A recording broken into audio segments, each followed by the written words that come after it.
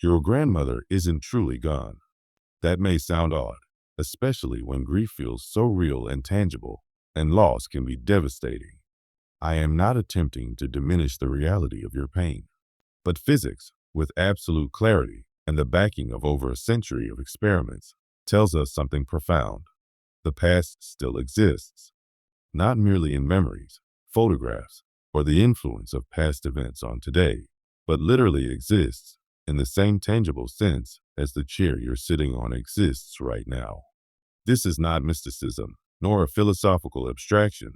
It is confirmed by special relativity, the very physics essential for GPS satellites, tested repeatedly in particle accelerators. Yet, most people remain unaware. We naturally feel that the present moment holds all reality, that the past has vanished, and the future is unwritten. Philosophers call this view presentism, the belief that only the now exists, that reality is confined to a fleeting instant. It feels intuitively true. After all, every experience we have supports it. But after decades of working with relativity, using it, teaching it, pondering its implications, I am convinced that presentism is profoundly mistaken. It creates a catastrophic mismatch between human intuition and physical reality. This misconception becomes even more jarring when we consider quantum mechanics or the universe's origin in the Big Bang. Our perception of time flowing forward is misleading. Time does not truly flow, the past does not disappear, and the future is not indeterminate. Physics instead offers a radically different view, the block universe, also known as eternalism. The concept is simple to state yet astonishing to grasp. The universe exists as a four-dimensional structure, 3 dimensions of space and 1 of time. Every event that has ever occurred or will ever occur exists simultaneously within this space-time block. The Big Bang, the birth of stars, your birth, this very moment, your death, and even the universe's ultimate heat-death all exist concurrently. You, at this moment, are merely a 3-dimensional slice of this 4-dimensional entity. Your world line, a technical term describing your path through space-time, extends from birth to death, every moment fully present within the structure. This perspective means that the dinosaurs haven't ceased to exist. They occupy distinct space-time coordinates approximately 65 million years in the past. Those coordinates are as real as the one corresponding to now. They are just located elsewhere in the 4-dimensional block. This isn't a semantic trick. Exists somewhere in space-time versus exists now is not the same. Special relativity's relativity of simultaneity clarifies why. Events considered simultaneous by one observer may not be simultaneous for another moving at a different speed. There is no universal now. Each observer has a distinct present. Consider a thought experiment. You stand inside a train, while I stand on a platform as the train rushes past. Lightning strikes both the front and back of the train as it passes me. From my stationary perspective, both strikes occur simultaneously. The light reaches me at the same moment. But from your perspective inside the moving train, the light from the front strike reaches you before the back strike because you are moving toward one and away from the other. In your frame, the front strike happens before the back strike. 2 events simultaneous for me are sequential for you. This is not an optical illusion. It is the reality of how simultaneity works in space-time. The consequences are profound. If different observers have different definitions of now, then what exists now depends on who is observing. Imagine your friend Alice traveling in a spaceship at 90% the speed of light toward the Andromeda galaxy. Her slice of present time differs dramatically from yours. At her velocity, the events she considers happening now in Andromeda occur approximately 800 years offset from your now. If she reverses direction, her now shifts by 1,600 years relative to your perspective, all without her affecting Andromeda in any causal way. This means that all events in Andromeda, past, present, and future, already exist in spacetime. Differences between Alice's now and your now reflect which slice of the pre-existing 4-dimensional structure each of you happens to occupy, not which events are real. To further understand the block universe, consider another relativistic example, the ladder paradox. Imagine a 10-meter ladder and an 8-meter barn. Classically, the ladder cannot fit inside the barn. But if the ladder moves at relativistic speeds, special relativity causes length contraction. In the barn's frame, the ladder may shrink to 6 meters, fitting completely inside. Yet from the ladder's frame, the barn contracts instead, possibly to 4 meters, so the ladder appears too long. Does the ladder fit? The resolution comes from relativity of simultaneity. In the barn frame, both doors can close simultaneously with the ladder inside, while in the ladder's frame, the front door opens before the back closes. Both frames are correct. The events of door openings and closings exist in the same space-time structure. What differs is only how each observer slices the events into simultaneous moments. The reality of these events is independent of observation. They exist whether or not we measure or experience them. Some may object, but time has a direction. The past is causally before the present, and the future is undetermined. How can the past and future be equally real? This brings us to the thermodynamic arrow of time. Entropy increases, causes perceived effects. Eggs break, but do not unbreak. This asymmetry is genuine and explains why we remember the past but not the future. However, the fundamental laws of physics are nearly time symmetric. Any physical process can run backward and still obey the laws of physics, except for minor CP violations which do not undermine the general argument. The arrow of time arises not from the laws themselves, but from initial conditions.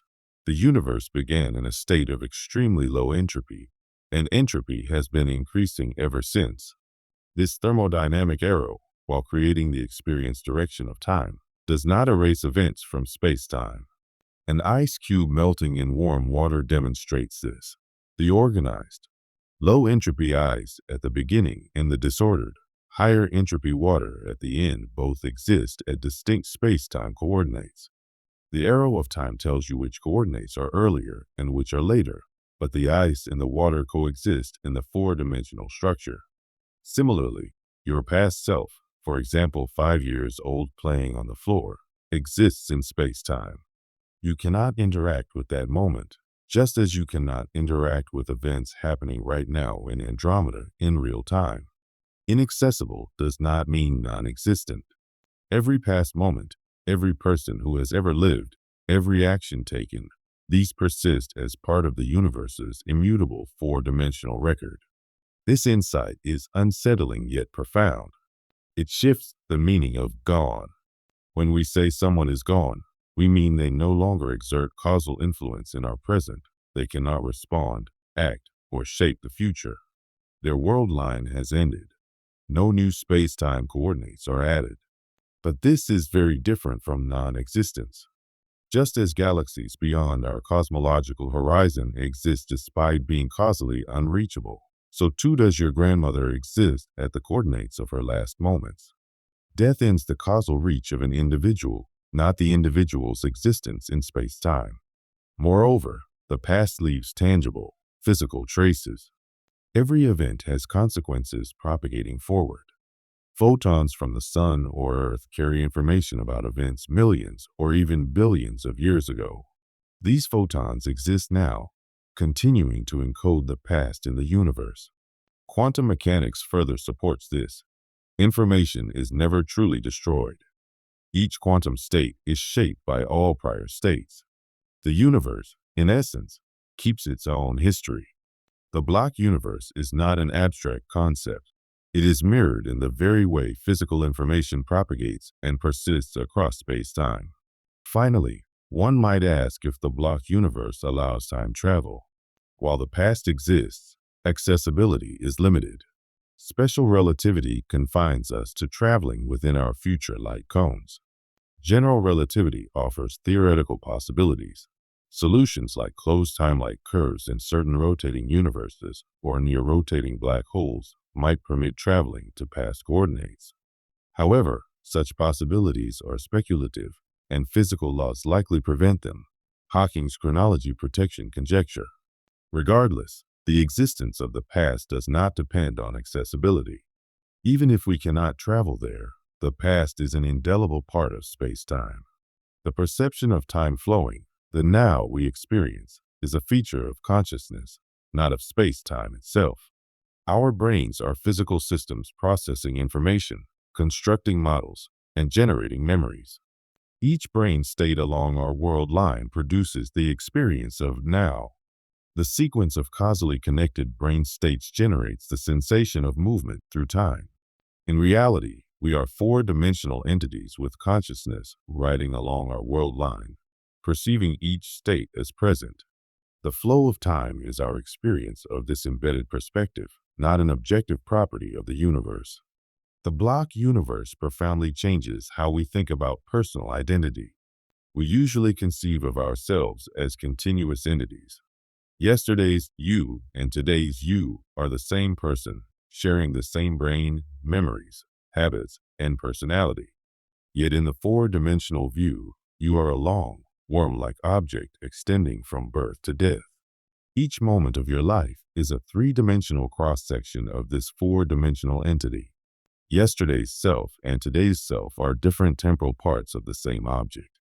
Just as your left hand and right hand are spatially distinct but part of the same body, yesterday and today are temporally distinct yet parts of the same world line. This has practical implications. It explains why we hold people accountable for past actions. The temporal parts of a person collectively constitute the four-dimensional entity, and responsibility is attributed to the whole world line. The law intuitively reflects this, and the block universe provides a physical basis for it. This perspective also reshapes how we understand death and the concept of someone being gone. When a person dies, we experience the end of their causal influence. Their future cone and space-time ends. They can no longer act, respond, or affect our world. But this is distinct from non-existence. Your grandmother, for example, continues to exist at the coordinates of her last moments. Inaccessibility does not equal annihilation. Similarly, parts of the universe beyond our reach, galaxies receding faster than light, exist even if we can never interact with them. Death is devastating precisely because it halts causal participation, not because it erases existence. Another profound insight emerges from the way physical events leave enduring traces. Every interaction generates consequences that persist through space-time. Light from the sun or Earth carries information about the past, sometimes traveling billions of years before reaching other regions of the universe. In this sense, the past remains present in these records. Quantum mechanics strengthens this point. Information is conserved, and every quantum state depends on prior states. Nothing is truly lost. The universe is its own historian. Every photon, every particle, every wave encodes a fragment of the past, making the four-dimensional structure not just theoretical, but physically manifested. Quantum mechanics introduces a subtle complication. While classical physics presents a deterministic block universe, quantum systems are probabilistic. Before measurement, they exist in superpositions of multiple states. Outcomes are undetermined until decoherence or observation occurs. How does this fit with eternalism? The many worlds interpretation offers one answer. Every possible outcome exists in a branching four-dimensional structure. All branches are equally real. The past is fully preserved across all quantum possibilities. Other interpretations, Copenhagen, objective collapse, pilot wave, agree empirically but differ in metaphysical interpretation. Regardless of the quantum picture, the past, once decoherent or measured, is fixed and unchangeable in space-time. The uncertainty affects the future, not the past. This framework also reframes grief. Those we have lost are not absent from existence. They reside at their specific space-time coordinates, fully real and persistent. Our inability to interact with them is a matter of causal limitation, not ontological disappearance.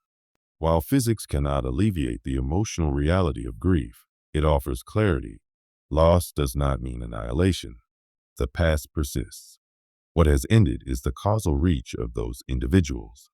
Grief arises from inaccessibility, not non-existence. Understanding this distinction can be both intellectually comforting and emotionally sobering. The block universe also clarifies the psychological experience of time. We perceive a flow from past to future because our brains process information sequentially. Neurons fire, signals propagate, memories form, and each brain state generates the experience of now. The succession of these states creates the sensation of moving through time. Yet physically, each state exists as a point on your world line. Consciousness rides along this line, interpreting each cross-section as present. The flow of time is real phenomenologically, but it is an emergent property of brain activity, not a fundamental feature of spacetime. Finally, this perspective affects how we approach our own choices. The past is immutable, part of the four-dimensional record. Regret and guilt cannot alter what already exists. What we do have causal power over is the future. The block universe is not fatalistic. Your actions determine which events will become part of the structure ahead of you. You cannot erase what has happened, but you can shape what will be added. The future remains open. It is the domain where agency and morality have true effect. The insights of physics are not limited to abstract equations. They connect deeply with philosophy. Philosophers have debated the nature of time for over a century, and the block universe, or eternalism, is firmly embedded in serious philosophical discourse. One of the earliest formal discussions came from J.M.E. McTaggart in 1908. He distinguished two ways of describing time, the A series and the B series. The A series describes time in terms of past, present, and future. What is present now was future before and will be past later. It is dynamic, flowing, and changing.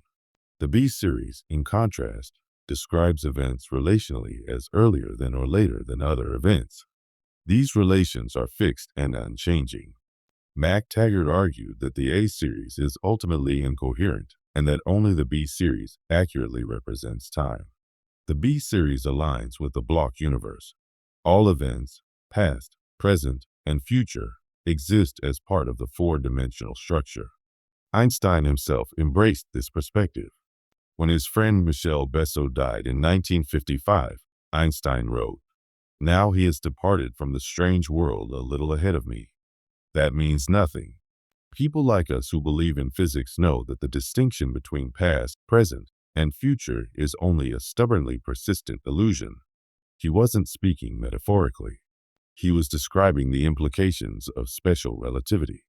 Presentism, the belief that only the present exists, is a deeply ingrained intuition, but it is incompatible with the physics that governs reality.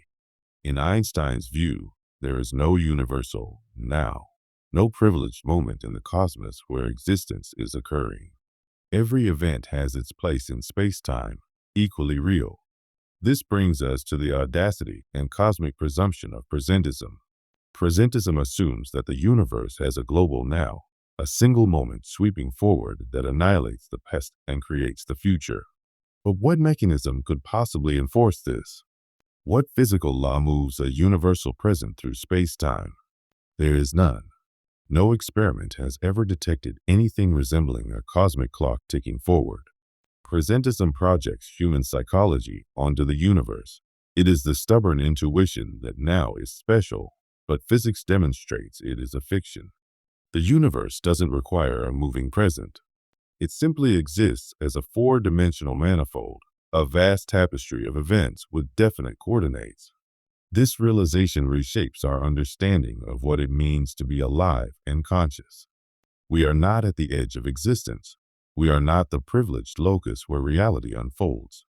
We are a particular point in space-time, an information processing system observing itself from within. Our sense of now is a property of our conscious minds, a byproduct of the brain encoding memories, processing sensory information, and predicting outcomes. It is a powerful and convincing illusion, but it is not a feature of the universe itself. Quantum mechanics introduces subtle nuances, but does not undermine this overall picture. While the future may contain genuine indeterminacy, the past, once events are realized or decoherence occurs, is fixed. Every measurement, every collapse of a quantum state leaves an indelible record in space-time. The probabilistic nature of quantum events means that multiple potential futures exist until realized, but it does not erase or diminish the past. In interpretations such as many worlds, even every possible outcome of every quantum event exists in the block universe. In other interpretations, the past remains firmly determined once measurement occurs. The universe, in every case, preserves the record of what has happened. Returning to the human perspective, these insights carry profound implications for how we think about life, death, and our own actions. The past is fixed. Regret cannot change it, and nothing we do can retroactively alter what has already occurred. Yet the future is open, full of potential, and within our causal reach. Our choices shape which events will be added to the four-dimensional structure. Understanding the permanence of the past and the openness of the future offers both intellectual clarity and emotional perspective. What has ended is not the existence of the past or the people who have lived, but our access to them and their ability to affect our world. Grief, too, can be reframed. Those we have lost are not erased from reality. They exist at their space-time coordinates, fully real, permanently recorded in the universe. Our inability to interact with them, our profound sense of loss, stems from causal inaccessibility, not non-existence. The emotional weight of death arises from the cessation of agency, not the annihilation of reality. Your grandmother, your 5-year-old self, every loved one who has passed, all remain indelibly part of the universe. What is gone is their ability to act, to influence, to create new events, not their presence in the four-dimensional manifold. Physics, philosophy, and the human experience converge here. Presentism, a single now moving forward, is an illusion.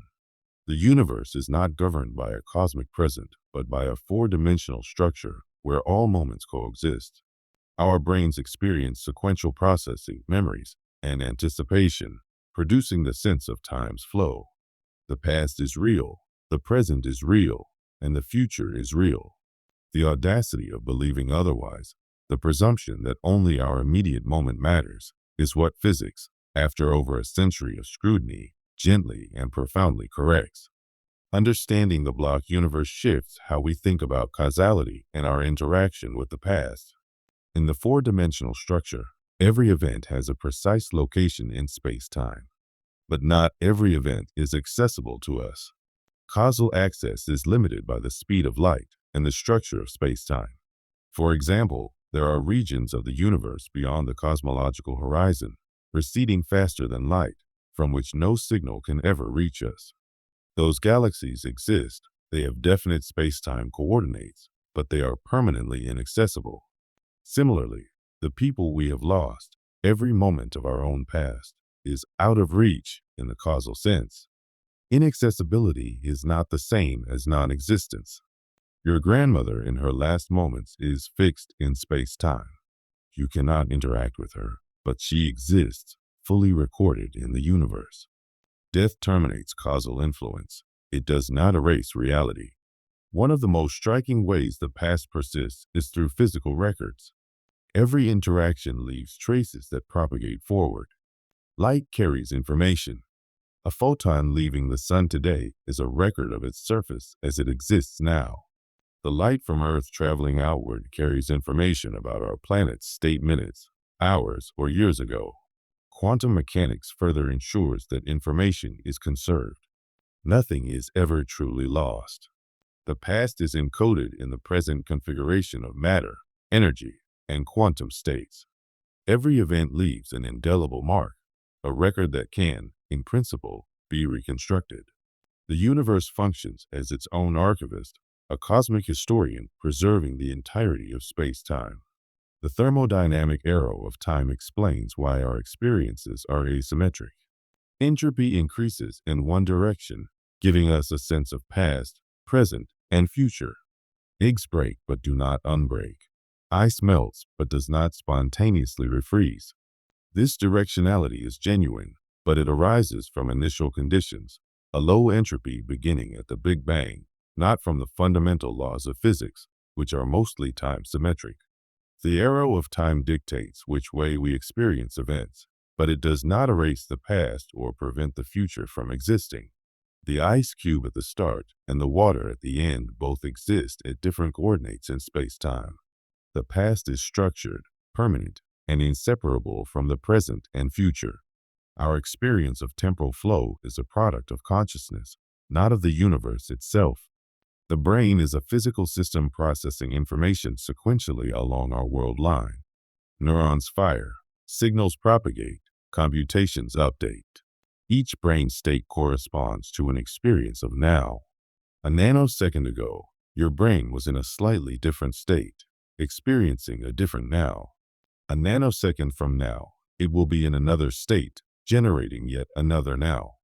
These multiple nows exist along your world line, forming a continuous sequence of conscious experience. The sense of moving through time emerges from causal connection between these brain states, the accumulation of memories, and the anticipation of immediate future events. The flow of time is an emergent phenomenon, a feature of cognition, not of space-time. This understanding profoundly reframes our approach to life, regret, and responsibility. In the block universe, past actions are fixed. You cannot undo a mistake, nor can you erase a memory. But your future remains open to influence. Every decision you make determines what events will be added to the four-dimensional structure ahead of you. The past is immutable, but the future is a landscape of possibilities shaped by your choices. Knowing this, the question is not, how do I change what has happened? But what will I do with the moments that lie ahead? Regret loses its destructive edge because the past exists independently. What matters is the causal power you retain over your own future. Grief, too, is reframed. Those we have lost are not absent from reality. They exist fully at their space-time coordinates. What ends with death is not existence, but agency. The terminal point of a world line means no further events are generated by that individual. The physical, permanent record of their life remains in the universe, encoded in the trajectories of matter and energy, in memories, and in the consequences of their interactions. Understanding this does not remove the emotional weight of loss, but it offers intellectual solace. Annihilation is not what has occurred. Inaccessibility, causal separation, and the finality of influence are what define the devastating aspect of death, not disappearance from reality. Even ordinary physical processes illustrate this permanence. Photons from 1 billion years ago still carry information about the sun's surface at that time. Each photon is a living record, a fragment of the past traveling outward, encoding an immutable history. Every interaction, every collision, every wave of energy contributes to the preservation of events. In this sense, the universe is both a block universe and a self-recording system, where the past is inseparable from the ongoing unfolding of space-time. The block universe fundamentally alters our sense of identity and responsibility. We are not isolated moments, but four-dimensional entities, composed of all our temporal parts from birth to death. Past versions of ourselves are not destroyed. They remain integral to the temporal worm of which our current self is a slice. This resolves many philosophical paradoxes. Legal and moral responsibility for past actions makes sense in this context because the past self and the present self are parts of the same continuous four-dimensional structure. The past exists, the present exists, the future exists. Our consciousness is the experience of moving along this temporal structure, interpreting it sequentially, but we are never outside it. A natural question arises. If the block universe exists, does this mean time travel is possible? The answer is nuanced. In special relativity, events are causally constrained. You can only reach events within your future-like cone. The past exists, but it is causally inaccessible. You cannot send signals backward in time or visit previous space-time coordinates. The existence of past events is independent of accessibility. Even if time travel were impossible, the four-dimensional record of all events remains intact. General relativity allows more exotic possibilities. Certain solutions to Einstein's field equations, like closed time-like curves, permit theoretical travel to the past. The Gödel solution describes a rotating universe with closed time-like curves, and some extreme conditions near rotating black holes might allow backward traversal of space-time. However, these scenarios produce severe causal paradoxes, and most physicists suspect that nature prevents them from forming. Hawking's chronology protection conjecture suggests that the laws of physics inherently forbid such time travel. Regardless, the block universe picture is valid. The past exists whether we can access it or not. Returning to the flow of time as conscious experience, our brains generate the sense of the present. Each brain state encodes memories of prior events and updates models of the environment, forming the experience of now. Our brains process information forward along our world line, constrained by the thermodynamic arrow of time. Earlier brain states, our past selves, also exist at past space-time coordinates, experiencing their own present. We cannot access those directly, only indirectly through memory. This cognitive embedding explains why we perceive time as moving, why the present feels special, and why we experience past, present, and future sequentially. The flow of time is real as a psychological experience, but not as a fundamental feature of space-time itself. These insights have profound implications for how we live. Knowing the past exists and cannot be erased reframes regret, guilt, and decision-making. Past events are fixed within the four-dimensional structure. Mistakes, successes, joys, and tragedies are already encoded. We cannot change them. What remains open is the future. Our actions at this moment influence which events will be added to the block universe. The block universe is not fatalistic. The future is not predetermined in any absolute sense. Our choices today actively shape the events that will exist along our temporal trajectory. This perspective empowers us to focus on what we can influence rather than what is permanently fixed. For grief, the message is similarly profound. Those we have lost are not annihilated. They exist fully at their space-time coordinates. What ends is their causal influence. Their world line no longer extends forward, and they cannot generate new events. Their existence remains immutable, encoded in the universe and in the consequences of their lives. Death is devastating because it ends causal agency, not existence. Understanding this can provide a unique intellectual solace. Loss is permanent in its effects, but the reality of the past is persistent. The block universe also reframes identity and personal continuity. We are four-dimensional entities, extended across space-time, rather than momentary snapshots. Our present selves are cross-sections of our four-dimensional temporal worm. Past and future selves are parts of the same structure. This perspective aligns with moral and legal intuitions.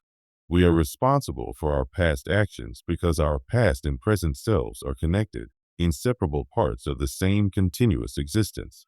Each moment is a segment, but the entirety exists simultaneously in the four-dimensional framework. Philosophically, this challenges presentism, the intuitive idea that only the present exists. Presentism assumes a universal now that moves forward, annihilating the past and bringing the future into being. There is no physical mechanism for such a moving present. Experiments in special relativity show that simultaneity is relative. Observers in different frames perceive different events as happening now. There is no universal present. All moments exist in the four-dimensional manifold, and our perception of a moving present is an emergent property of our consciousness. We are not at the edge of time.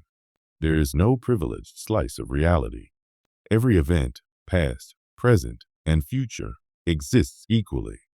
In conclusion, physics reveals a profoundly counterintuitive reality. Time is real, and all moments exist. Special relativity and the block universe show that the past persists, the present is one of many perspectives, and the future is not yet written. Grief, regret, joy, and action all occur within this structure. The past is fixed, the present is experienced, and the future is shaped by our choices. Every person who has ever lived, every moment, every event is permanently part of the four-dimensional tapestry of space-time. Your grandmother still exists at her space-time coordinates. Your childhood exists. Every experience you have had and will have is encoded in this structure. The profound takeaway is that existence is persistent and expansive. The universe does not erase. It conserves. Loss, death, and separation are matters of causal accessibility, not annihilation. While our experience is necessarily sequential and bounded by cognition, the universe itself is a vast, timeless archive of reality. Your choices today shape what comes next, but what has happened remains as a permanent, unalterable, and fully real part of the cosmos. The past is real. The present is real. The future is real. All of it is always there, forever, in the fabric of space-time.